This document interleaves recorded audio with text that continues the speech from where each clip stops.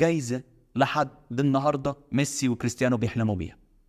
يا عم ما تأفورش، ده ميسي وكريستيانو مقفلين اللعبة، مفيش جايزة ما كسبوهاش، ده لسه الجايزة دي وبيحلموا كمان بيها.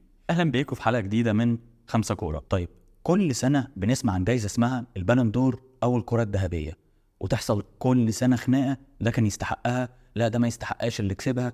فأنا جاي أتكلم معاك النهاردة مين المرشحين السنة دي وإيه أصلا الجايزة دي، وفي طبعا حاجة زي سربرايز أو مفاجأة على جايزة عمرك ما سمعت عنها. أول حاجة، الجايزة دي انشئت سنة 56 بعد 10 سنين من نجاح فرانس فوتبول سنة 46. قرروا هما بيعملوا الجايزة دي ان هما نفسهم يعملوا جايزة تبقى الأرقى والأسمى لأي لاعب في المستقبل ان هو يحلم بيها. كان عندهم شرط ان مفيش لاعب غير أوروبي هيحصل عليها، ودي كانت غريبة جدا لأن كل اللعيبة المهريين أو الممتعين كانوا لاتينيين من برازيل أو أرجنتين، عشان كده عمرك ما هتشوف ولا بيليه ولا مارادونا ترشحوا ليها أصلا. ولكن سنة 95 القاعدة دي تكسر وجورج ويا يحصل عليها كأول لاعب أفريقي وغير أوروبي، وطبعا ما شمناهاش تاني كأفارقة في البالون دور. بعد كده لغاية سنة 2000 تقدر تقول عادي اللي حصل، بزيدان كسبها، رونالدو الظاهرة، ريفالدو، وتحصل سنة 2000 حاجة غريبة جدا ولويس فيجو يحصل عليها أو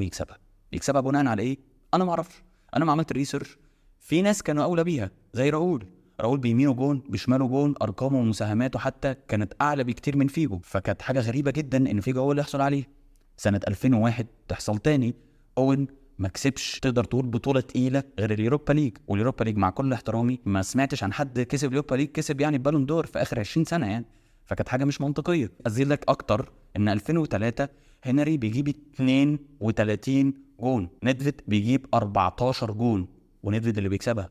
ليه؟ عشان نيدفيد كسب الدوري الايطالي. فهنري انا حاسس ان هو خد تحدي، قال لك انتوا ما تدوناش علشان انا ما كسبتش بطوله، حاضر. سنه 2004 يحصل على الدوري الانجليزي بدوري اللا هزيمه، الدوري التاريخي الارسنال، وبرضه ما يحصلش عليها. وشيفشينكو علشان شيفشينكو لعب حلو في الدوري الايطالي السيريا بس هنري يعمل ايه تاني؟ انا ما اعرفش يعني، بصراحه ما عنديش اي مبرر ان هنري ما خدهاش في 2004. وتحصل كتير وتكتر اكتر. 2010 ميسي بيكسبها على شنايدر وانيستا، 2013 ريبيري على رونالدو او رونالدو على ريبير بياخدها، 2018 ل 2018 مودريتش يستحقها الصراحه، 2019 فان دايك كان الاولى بيها، 2021 ليفاندوفسكي، واخيرا من وجهه نظري هالاند كان يستحقها، لان هالاند يعمل ايه تاني؟ كسر كل الارقام القياسيه، ما بقلش طبعا من كاس العالم بتاع ميسي، ولكن طيب حقيا عدلا هالاند اللي كان يكسبها. ولكن انت حابب تكرم ميسي كنهايه مسيرته، ولكن المفروض الجوائز دي ما تبقاش تكريم، الجوائز دي بتبقى تكريم على اللي انت عملته في السنه. ومع كل احترامي ميسي ما لعبش غير بطوله واحده هي كاس العالم، هي اقوى بطوله للمنتخبات، ولكن هالاند ارجع واقول لك يعمل ايه تاني. فانا ما اعرفش السنه دي هتمشي ازاي، ولكن المرشحين ليها بقوه وباينه قوي من اول السنه هما مبابي وبيلينغهام جود. هل في اي مرشح ثالث؟ انا كنت متوقع صلاح بالاداء اللي هو كان بيعمله من اول الموسم، ولكن ليفربول للاسف في انحدار من ساعه الخساره بتاعت اتلانتا، غير ان صلاح ما قدرش للاسف يعمل حاجه في كاس الامم الافريقيه مع الاصابه، فنقدر نقول صلاح بره خالص. فما فيش غير جود بيلينغهام وامبابي. مين اللي هيكسبها؟ اليورو هو كلمه السر. اللي هيلعب حلو في اليورو وهيدي نتيجه حلوه لمنتخبه هو اللي بنسبه 80 85% هو اللي هيكسب البالون دور. المفاجاه اللي انا كنت محضرها لك بقى، جايزه لحد النهارده ميسي وكريستيانو بيحلموا بيها. يا عم ما تأفورش، ده ميسي وكريستيانو مقفلين اللعبه، مفيش جايزه ما كسبوهاش، ده لسه الجايزه دي وبيحلموا كمان بيها.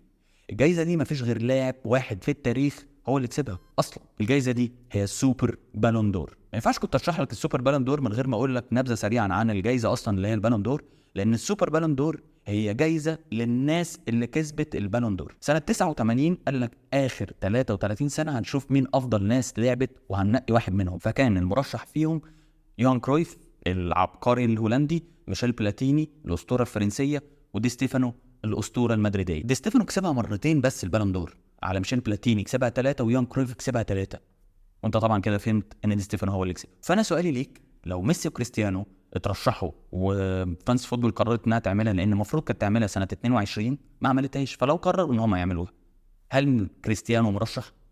هل كريستيانو ممكن ينافس ميسي؟ خد بالك ان ميسي كسبها 8 مرات ورونالدو كسبها 5 مرات، فقارنا هنا انا ما اعرفش هتتقاس ازاي. فانا كان وجهة نظري او من رأيي ان تقدر تقارن ما بينهم صعب جدا، ولكن بطوله او جايزه زي دي وارد كريستيانو يكسبها، لان قبل كده انت كسبتها لدي ستيفن. فانا النهارده حابب اعرف منك لو انت عندك اي مرشحين لبالون دور السنه دي، تكتب لي في الكومنتس نقدر نتكلم مع بعض فيها. وبرده لو السوبر بالون دور رجعت مين يكسبها، كريستيانو وميسي ودي كانت نهايه حلقتنا النهارده، واشوفكم في حلقه جديده. مع السلامه.